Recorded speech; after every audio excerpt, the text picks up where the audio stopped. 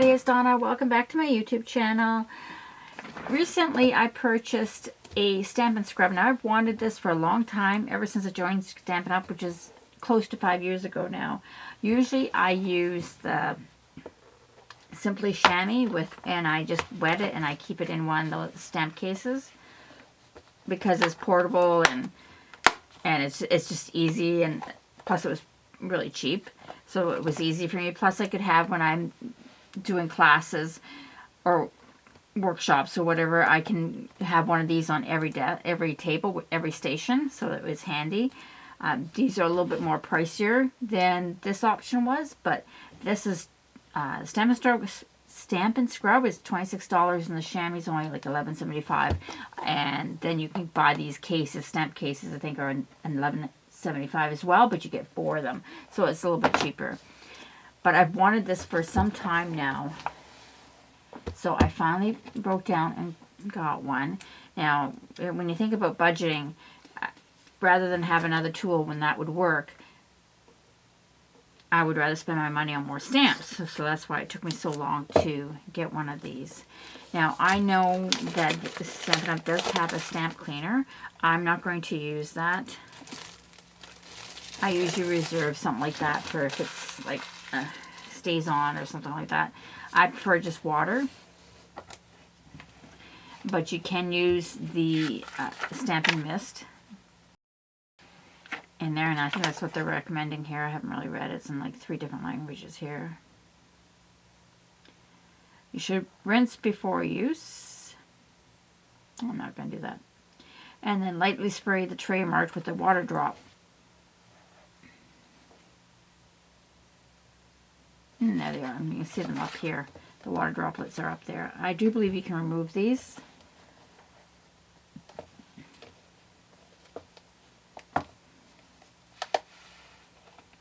Yeah, you just slide them in and out. They go underneath these little hook things, but you can slide them in and out, because obviously you don't want, when you rinse them out, you don't want the whole thing to be covered in water. Well, I'm going to keep them in there because I know everybody else has gotten them out, but I don't want to force it out.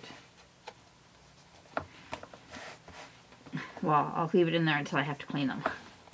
Okay, so one side stays dry, which is the sun. I get this little sun up there, little sun. This one has little drops. That's where you would put your Stampin' Mist. As I said, I'm just going to use water right now.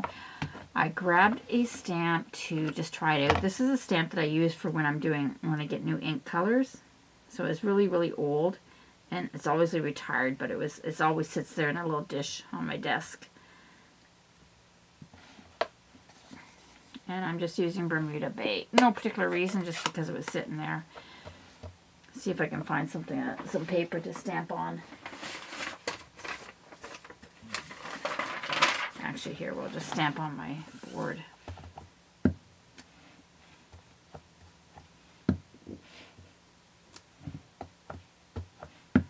And now it's all nice and inky. I'm gonna spray some. You want the wet and the dry to stay separately, so that's why they have the 2 sides.